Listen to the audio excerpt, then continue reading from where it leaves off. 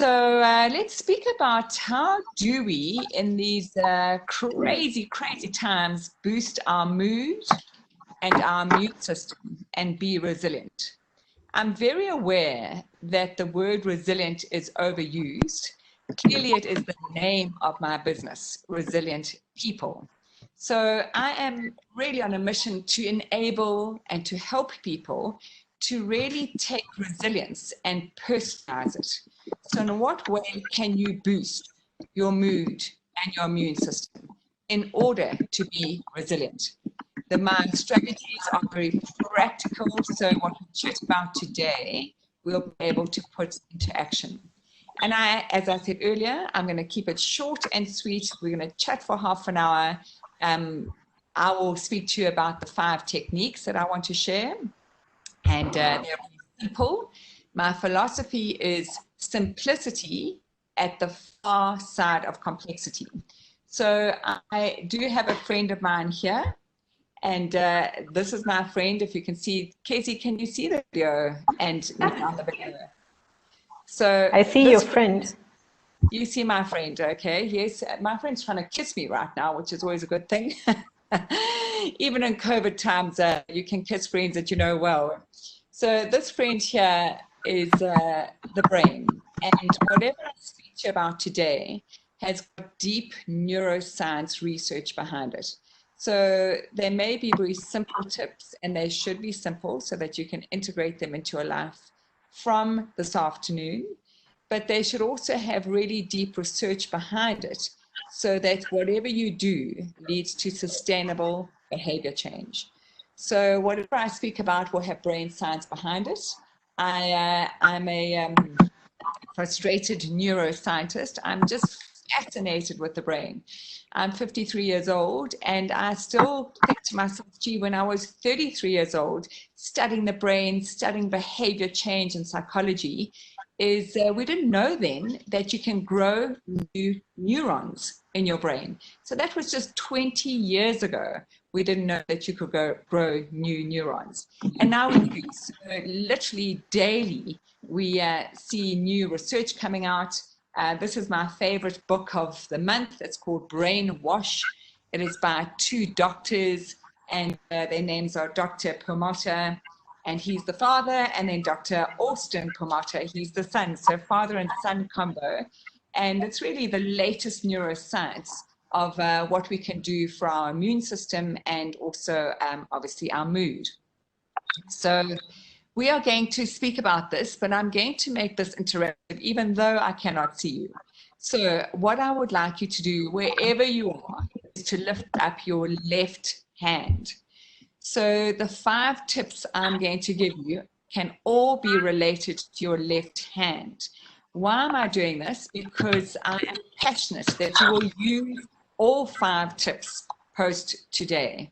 So if I give you your hand as the metaphor for boosting your mood and your immune system, and I anchor each of the tips I give you to your 4 fingers and your thumb, guess what? You're going to remember it. Guess what? You're going to do it. And guess what? I'm a mother of a 20-year-old and a 22-year-old. And what I do know, even though my daughters are young women, is that they are easily bribed. And I love the fact that I just am honest about that with them. And they say, but Mum, you don't bribe us. And yet I do bribe them. So I'm going to bribe you, and I'm going to be honest about that too. I'm going to tell you that with this left hand and the 5 tips I'm going to give you, and of course there are multiple tips in each of these, is that if you send me an email, post this with what you're going to specifically do to personalize boosting your immune system, your mood, and hence your resilience, I will send you 2 gifts. The one gift is my ebook, which is all about experience, resilience, and fight fatigue. And the second is a link to a high performance mentality challenge. So listen up. Perhaps if you are going to take good notes, you may want to write boost down the left-hand side of your margin. So B-O-S-T, as you see on the screen. And we are going to look at those 5 areas of boosting your immune system and your mood. So your hand is the mnemonic. You'll never forget this. And then, of course, you're going to take notes and you're going to email me to tell me what you are choosing to do differently. So no action, no change. Let's look at how we're going to action. Let's start off with bed. So the B in boost is really incredibly important. Why did I decide to link it to your pinky finger? Is because this should be your pinky promise to yourself. This is the Swiss Army knife of mood, immunity, health, and resilience.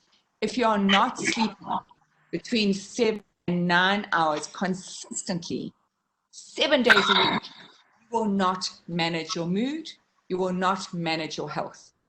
So the science behind this is absolutely robust, robust, robust. I was really fortunate to just start being interested in sleep 3.5 years ago when I was invited to Washington, D.C. to speak on stage with Arianna Huffington. So as many of you know, she had Huffington Post and she was not sleeping. And as Kezy introduced me, she spoke about the fact that I deal with people who are time poor, stress rich, and decision fatigue. And Arianna was all of those three things.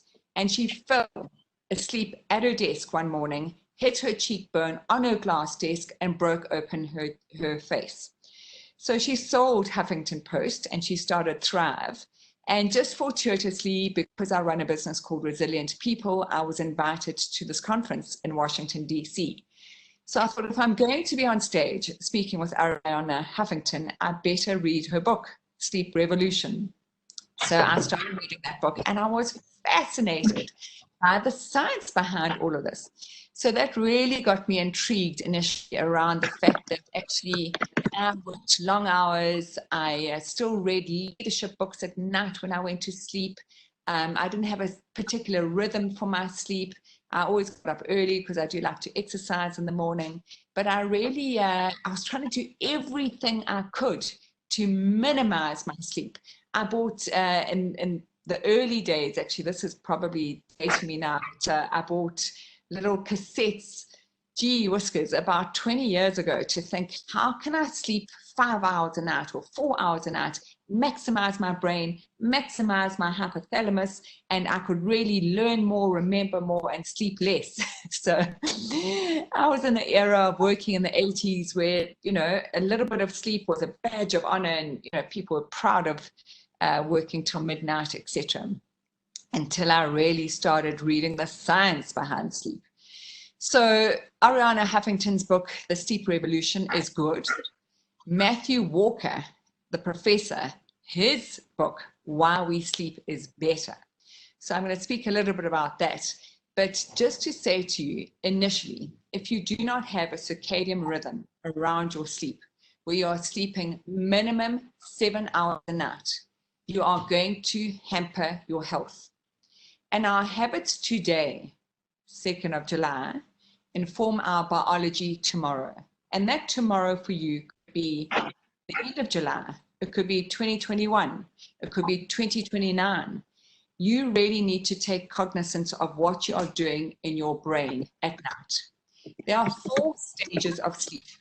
Stage 3 and stage 4 is deep sleep. Your brain is incredibly busy at night.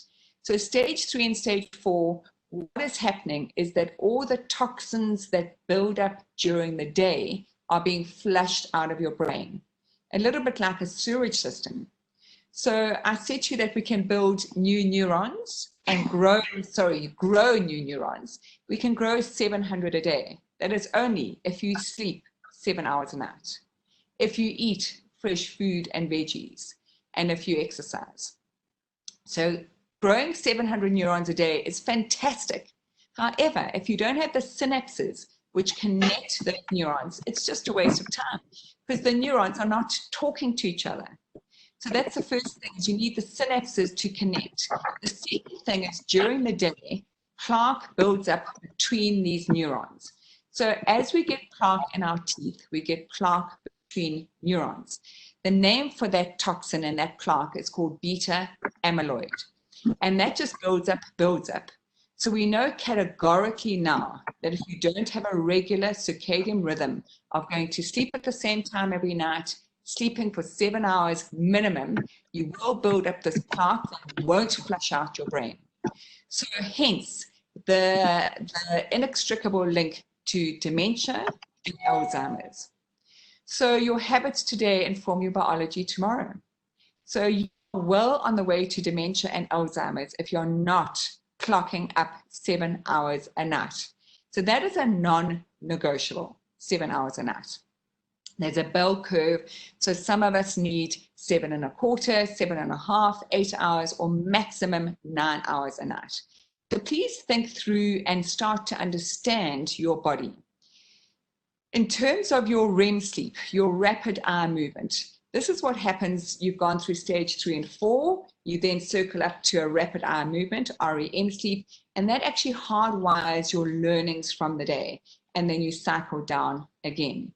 So I am putting sleep at the forefront of my health, and especially during pandemic times. So like all countries around the world, in South Africa, we are terrified. I heard a stat from one of the banks yesterday, from a Harvard professor speaking at the bank, that we will clock up 1 million COVID cases by the beginning of August in South Africa. So wherever we go, you're going to get it. And I am happy to get COVID as long as my resilience, my immunity is strong, because I know I will get it. So I am determined to sleep 7 to 8 hours a night, and I go to sleep at the same time every night, and I wake up at the same time every morning. So if you're not doing that, you are not doing the pinky promise to yourself. It's a non-negotiable. So quantity of sleep is the first part of the story. Quality of sleep is the second part of the story. And on my website, if you go there, you'll see that I sell these red glasses. And I do not look very sexy walking around my house at night, but I do this for 90 minutes before I go to sleep. Why? Because blue light coming out of the lights out of your ceiling, your computer, your TV, or your mobile affect your pineal gland in your brain. What happens to that pineal gland if it's affected by blue light is it does not produce enough melatonin. Melatonin gets you to that stage 3 or stage 4 sleep. That's that really deep sleep. So I can tell you hand on heart that it can be in summertime a major thunderstorm above our roof, literally where my family think the roof is going to cave in.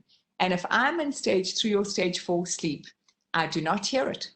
We wake up in the morning, and as a family, we gather around the kitchen table and have our morning coffee together, and we laugh and chat about the day. And everyone says, Mom, you must take drugs, because we were awake at 2 a.m. and we did not get back to sleep. And no, I don't take drugs. My body, my ecosystem produces enough melatonin for me to get into deep, deep, slow wave sleep, where I flush out the beta amyloid toxin and I get that restful sleep. So I'll wake up without an alarm. And I wake up between 4:30 and 5:15 every day of the week, 7 days of the week. And I'm very happy with that. Why? Because I wake up naturally refreshed, ready to go. I run 10 kilometers, I meditate in the morning, and I've done quite a bit of work. So it's a really wonderful way when your body is energized by sleep. And that's because I honor it. So your pinky promise to yourself could be, I'm going to make sure that I get minimum 7 hours sleep a night. If the little sidebar that I've got there, if you sleep less than 6 hours a night, you are 4 times more likely to catch a common cold.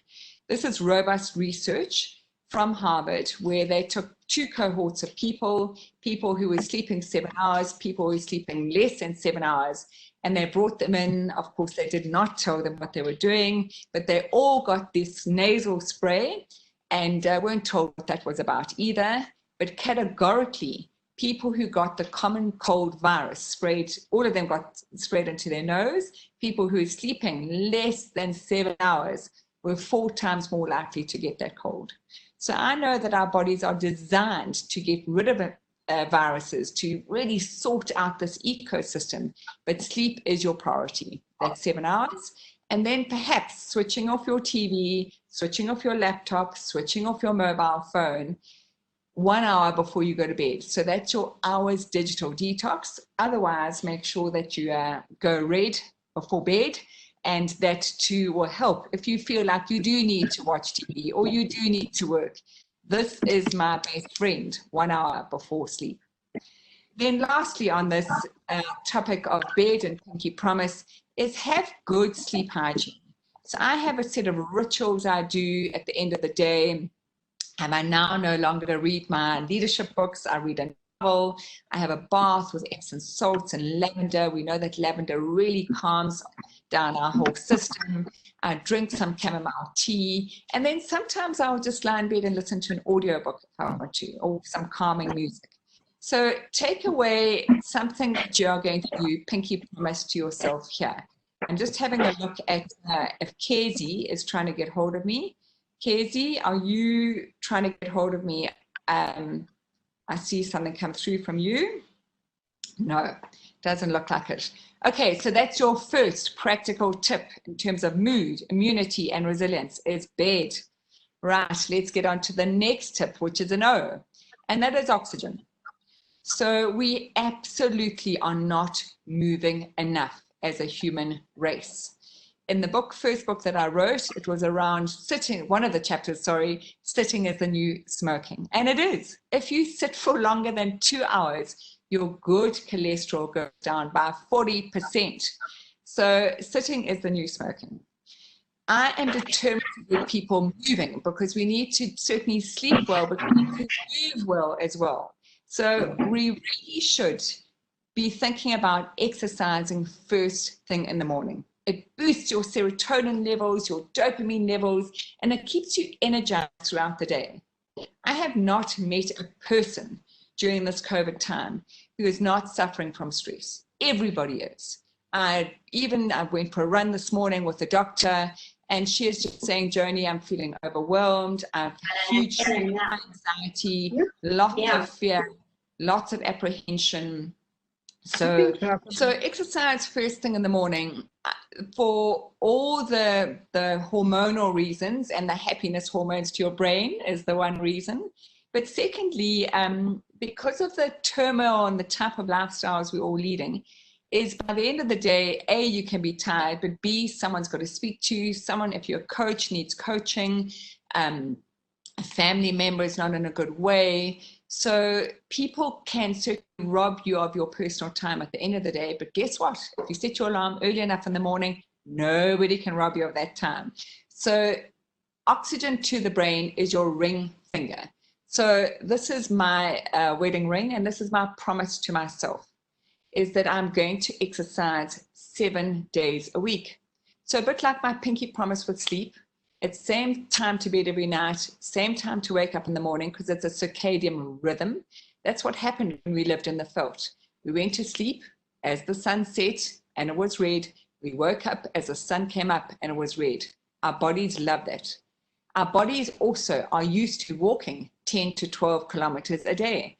So this is your promise to yourself, is to honor your body. So for those of you who are not crazy like me, who love to run 10 kilometers before work when it's still dark, and don't like going to the gym, many of the gyms in many countries are closed. The gyms have opened in Dubai now. But some of you are saying, Joni, I don't like exercise. So how about this? How about your promise to yourself is that you're going to move every hour on the hour? So I have a mini trampoline outside my office, and I get up and I bounce on that. I try, it's not every hour, but I try possibly every 2 hours to bounce for 3 to 5 minutes. So it still gets serotonin to the brain, it gets that dopamine, and it's what I call micro bursts of activity. So some of you are saying to me, Joni, I don't have a trampoline, what do I do? Here's what you could do. Remember, some of your mothers told you, if you fail to plan, you plan to fail. Well, this oxygen to your brain, you need to plan. So if you don't have a trampoline and you want to just do these micro bursts of activity, this is what you can do, because you need 20 minutes at least of elevated heart rate per day.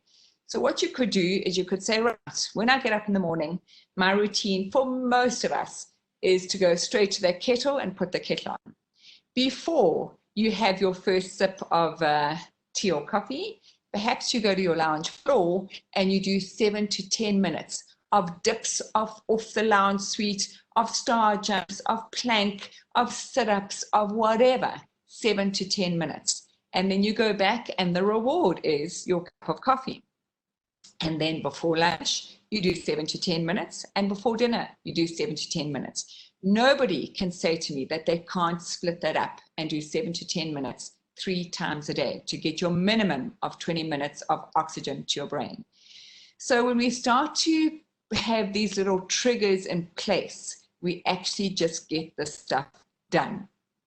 If you do have a trampoline, the 2 minutes of bouncing on that is equivalent to a 6-minute run, a 10-minute swim, and a 22-minute walk.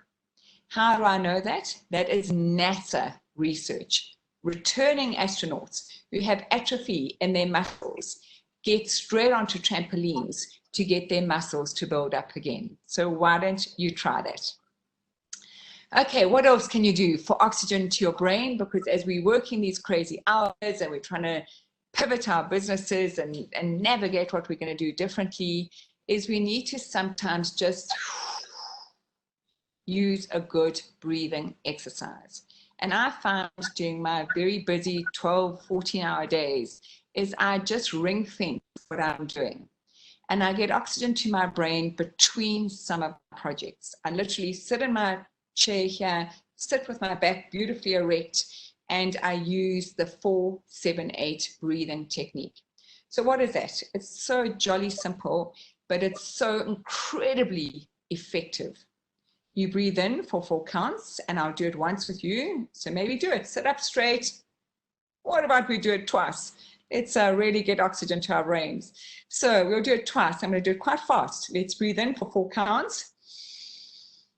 Now hold your breath for 7 counts. 6, 5, 4, 3, 2, 1, and breathe out slowly through your mouth for 8 counts. Let's do it once more. You now know what you're doing. Let's breathe it in for 4 counts. Just expand that rib cage and that belly. Hold for 7 counts. 7, 6, 5, 4, 3, 2, 1, and breathe out as loud as you can. For 8 counts. So that really diminishes your stress and in turn improves your mood. And if you, like me, at 3 or 4 in the afternoon, you look at your to-do list and you go, golly, golly, gosh, how am I going to get all of that done today? Is I literally stand up, I stretch, and I do this standing up. And then I take a look at my to-do list and I think, right, Joni, you can prioritize that. That can wait for tomorrow. That can be done by someone else. You can delegate that, etc. So it's a very good way of really energizing your brain and helping you prioritize and maybe just lowering that intense cortisol level in your brain. We know that cortisol, unfortunately, also just really eradicates the synapses between those neurons. And of course, then they are not talking to each other. So think about what are you going to do for exercise, and also think about what are you going to do to really make sure that you can lower the cortisol and adrenaline in your system so that you can think clearly. So that's the second finger. We've done pinky promise for sleep, and we've done ring finger, which is all about saying, this is not only my commitment to a significant other, this is my commitment to me. 7 days a week, 20 minutes. So you're writing in your column there, you've got your bed routine, you may have changed something there, but this is your promise to yourself.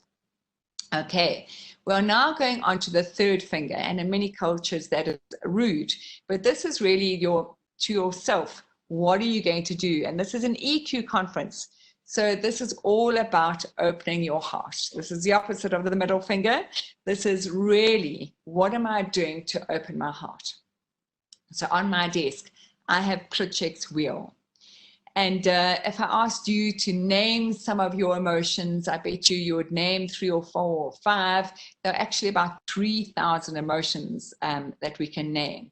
But Plutchik, as a psychiatrist, put the 8 primary emotions into this magnificent wheel.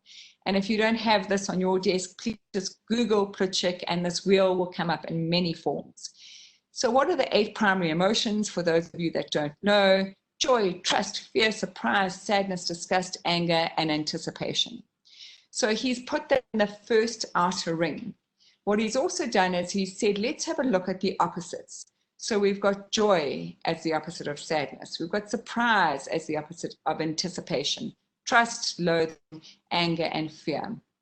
So it's really interesting to look at the opposites. And then it's also very, very interesting to look at the combinations. So I was chatting to a youngster the other day about boyfriend issues, etc. And she said to me, she said, I find this interesting, this Plutchik model, because it really just defines love for me. Because love surely is the combination of joy and of trust. And that is that beautiful combination emotion there. If we look at the combination of, let's pick another one.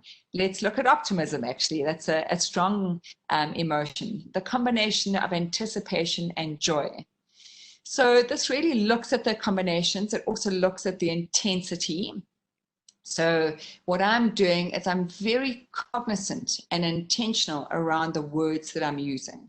Some of you know the term name your emotions to tame them. And I'm very, very aware of the words I'm using in my own self-talk and in talking to others. So when I open my eyes in the morning, I lie there thinking about today. Today I've got a wonderful day speaking to you in Kenya. I'm then speaking to people in the United Kingdom. I'm then speaking to South Africans. And then I might be speaking to America at the University of California, Berkeley. So it's a busy day. And I woke up this morning and I thought, what day is it? Okay, today's Thursday, it's the 2nd, Kenya. I thought about this conference. And then I thought, I wonder what emotion's coming up for me today. And I have to be honest, anticipation came up for me.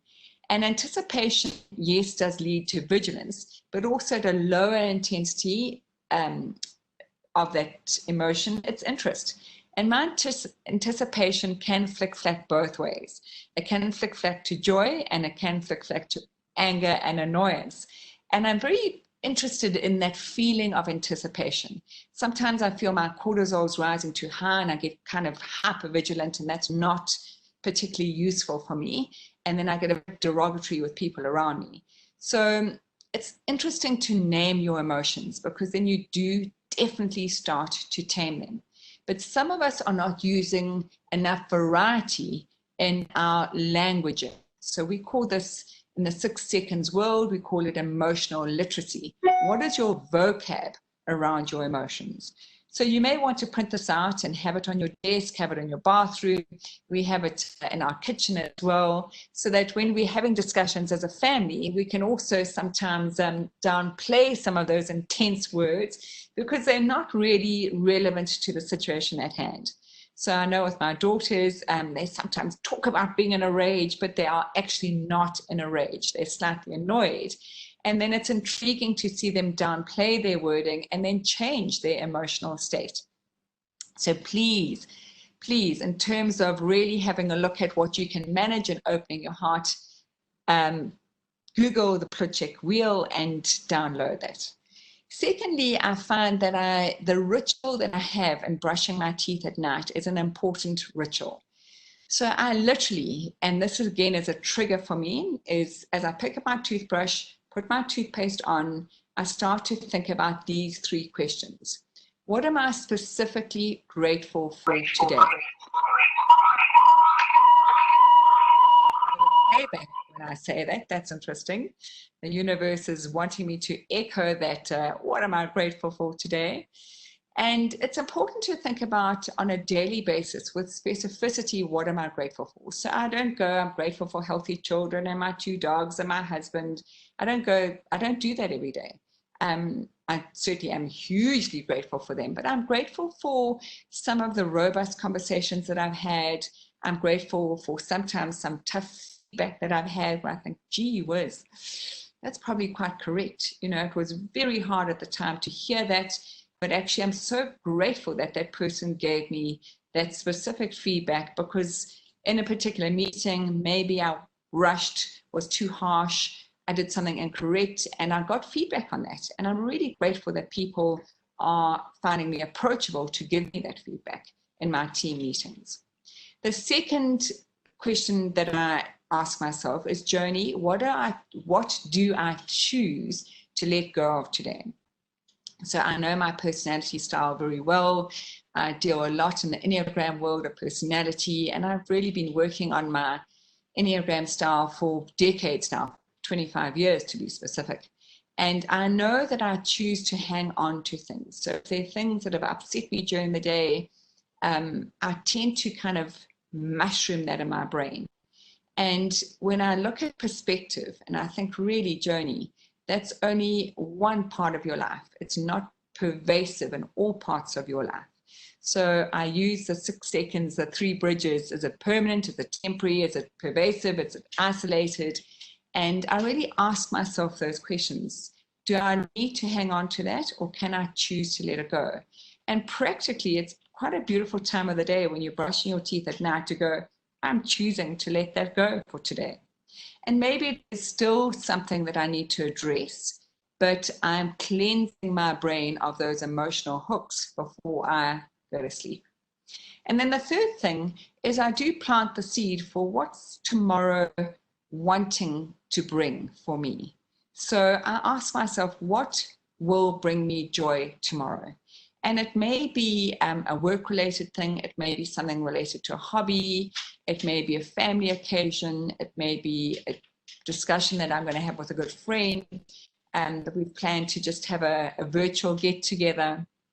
So it's really important for me to use that time while I'm brushing my teeth for these 3 rituals. So there are many things you can do, but perhaps you can link it to a trigger, like your bath time, your shower time, or your brushing your teeth time. There's some way of thinking through what is happening in your heart so that you can name it, and then start to self-reflect in different ways.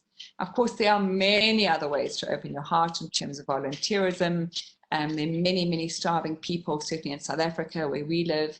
And there are many of us doing sandwiches and dropping off at food points and etc. So all of those are things that people are doing. But I find that these are some of the things that people are not doing. And hence they are on my slide and as a provocative nudge to you. So we've done this middle finger. Now we're going to get on to this finger. And that is for the S. And I wonder if you can guess what that is. The S is for stopping sugar and for starting supplements. So categorically, if you listen to any of the nutritionists, if you watch any of the neuroscience videos, sugar is really toxic. It has 70 different names. Every single thing you buy off your supermarket shelves will have sugar in a different format in it. Our parents did not have sugar in tomato sauce and peanut butter and even bread. So unfortunately, sugar is everywhere. It's 80% of the supermarket food goods that you buy. So you have to read those ingredient lists, and we have to know the damage that sugar is doing in your body and in your system. So sugar raises inflammation. If you have even a cup of tea with sugar in it, or you now have so-called health bar that's got sugar in it, I can tell you right now that your immune system is depleted for up to 7 hours. So you now go to the grocery store, you hold onto the trolley, and guess what? COVID's lurking and your immune system is down. So please, you have got to get rid of any added sugar. It does really reduce how your white blood cells perform and increase inflammation. If you haven't watched the documentary That Sugar Film, it's an old documentary now, it's about 7 years old. Please watch that. I'm watching my time, and we are nearly at the end of my time, so I'm going to start speeding up. But COVID has been fun in our family because we've tried a whole lot of new recipes, and we're just looking at every day what rainbow of food color can we have on our plate.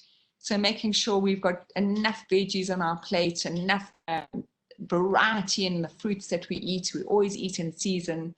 The World Health Organization says that you need 7 to 10 helpings of fruit and veggies a day. That's a fist size, 7 to 10. So you need that rainbow. And then supplements, it's on the screen there, but I'm vociferous about taking vitamin C, 1,000 milligrams a day. If I'm feeling a scratchy throat, I take up to 6,000 milligrams a day. Vitamin D is essential, at least 600 units. Zinc, omega-3 if you're not eating fatty fish, oh, that's so funny. And then magnesium if you're battling to go to sleep. So start researching the supplements that your body needs. But the list there that I have of those 6 are 6 that I take every single day of the week. Okay, I wonder what you are imagining the T is. Time for fun. So time for fun. Again, as I said earlier, if you fail to plan for fun, you plan to fail. So what are you doing in your homes during lockdown? Quiz games, dance-a-thons, we've done dress-up themed dinners, we've started new hobbies, we do random acts of kindness in our family. And we've got gratitude cards that are printed, little small ones, where we just give those out to our family members as well. So just think about, what are you doing? I mean, we literally sit on a Sunday with our diaries saying, what are we going to do? Are we going to do a quiz night on Thursday night? Are we going to do a dress-up themed dinner? What are we going to do? And it's a whole lot of fun planning with your family to see what you can do. And then lastly, time for fun is also around self-compassion. So, and compassion for others is an obvious one, but we have a mantra in our family: less judgment, more compassion. We have no idea what people are going through. So if you can be less judgmental and more compassionate, it's truly helpful. And then be more curious, you know, I wonder why he or she is doing that or not doing that or not phoning me back, etc. So be compassionate towards others. Make sure that you plan for these things. Some people need phone calls. What are you doing to really extend that hand of friendship and of love to others in these crazy, crazy times? So to end off now, I am giving you that other nudge to say, there's my email address, there is my website. If you email me what you specifically are going to do for bed, for oxygen to your brain, for opening your heart, for stopping sugar and starting supplements, and for time for fun. So with specificity, how you are going to integrate this into your life,